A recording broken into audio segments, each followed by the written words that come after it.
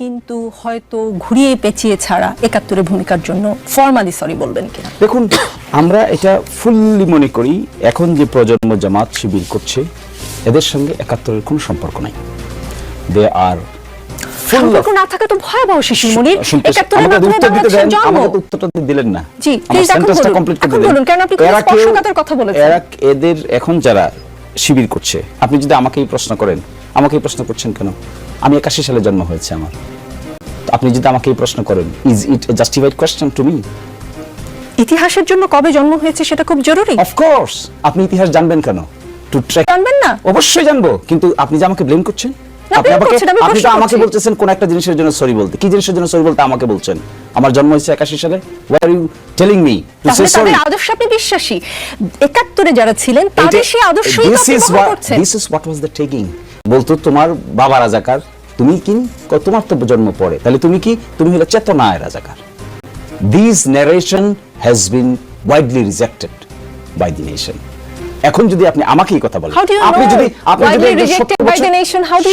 একজন ৭০ বছর বয়সের একজন যে নাকি এটা দেখেছেন, যে নাকি এটা উইটনেস করেছেন, তাকে যদি আপনি কোয়েশ্চেন করেন, that may be relevant. Why are you asking this question as a student of class 22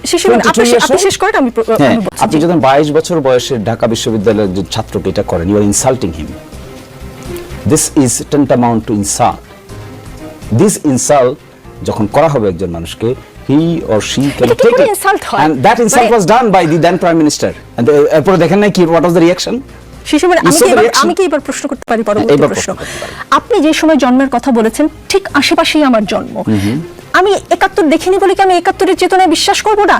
বাংলাদেশের জন্ম হয়েছে ৭১-এর মাধ্যমে, আমি ৭১ বিশ্বাস করব না? আপনি কি বিশ্বাস? আমি আমার বাবাকে দাদাকে অস্বীকার করব? আমার জন্ম আমার বাবার মাধ্যমে আমি অস্বীকার করব? Is it your question done? Let me answer. আপনি বিশ্বাস করবেন না করবেন এটা তো প্রশ্ন না। প্রশ্ন হলো you are asking me to say sorry. For what? Is it, did I do anything? You are saying just do something চেতনা, right? জামাত ইসলাম কিছু করেনি, ৭১-এ কিছু কোনো ভুল করেনি। ৮১ সালে জন্ম নিয়ে মানুষকে বলছেন কেন? আপনি তো জামাত ইসলামের বিশ্বাসে আদর্শে বিশ্বাসী।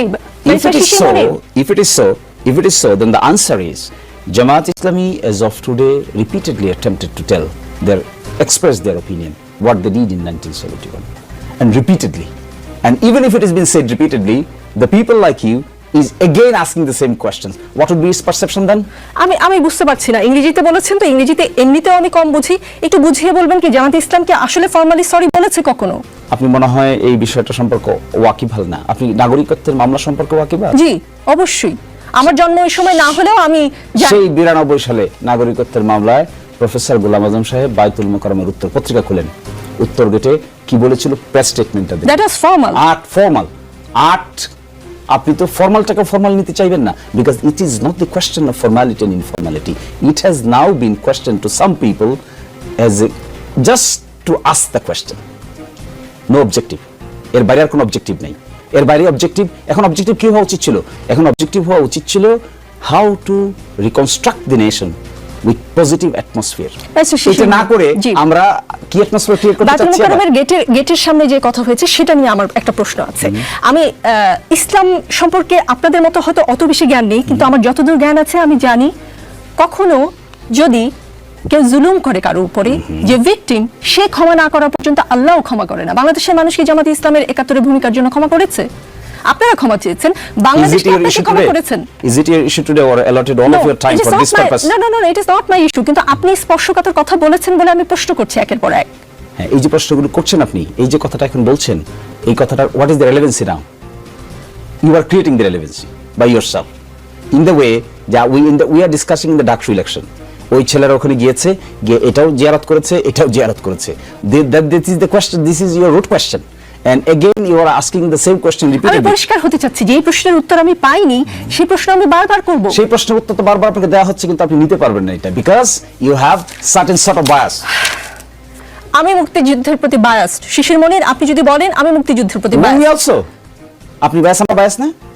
আপনি কি আমরা যখন ডেমোক্রেটিক অ্যাটমসফিয়ারের কথা বলি, আমরা যখন মুক্তিযুদ্ধের চেতনার কথা বলি, আমরা যখন মানবিক সাম্য, মানবিক মর্যাদার কথা বলি, আমরা যখন ডেমোক্রেসির কথা বলি, ফ্রি ফেয়ার এনভায়রনমেন্টের কথা বলি, রুল অফ ল এর কথা বলি, ট্রান্সপারেন্সি অ্যাকাউন্টেবিলিটির কথা বলি, is this not our biasness? This are our biasness. And এই প্রিন্সিপাল কোথেকে আসছে? এই প্রিন্সিপালগুলো আসছে 72 কনস্টিটিউশনে। 72 কনস্টিটিউশন কিভাবে আসছে? ফ্রম 71 এর পরে নতুন রাষ্ট্র গঠন প্রক্রিয়ার মধ্যে এগুলো প্রিন্সিপাল হিসেবে আইডেন্টিফাই হয়েছে। That we are advocating each and every day with sincerity, with commitment. আমাদের লাইফ এবং স্টাইল খুঁজে দেখেন, আমাদের জীবনে কোনো করাপশন খুঁজে পাবেন কিনা, আমাদের জীবনে কোনো হিপোক্রেসি খুঁজে পাবেন কিনা, আমাদের জীবনে এমন কিছু খুঁজে পাবেন কিনা যে আমরা বলি একটা করি একটা, আমাদের জীবনে কোনোদিন কোনো তসরফের সঙ্গে যুক্ত আছি তা খুঁজে পাবেন কিনা। Is this not the sentiment of 71? মানবিক সাময়িক মর্যাদার মানবিক মর্যাদার মধ্যে এগুলো পড়ে না? ট্রান্সপারেন্সি অ্যাকাউন্টেবিলিটি পড়ে না? ডেমোক্রেসি পড়ে না?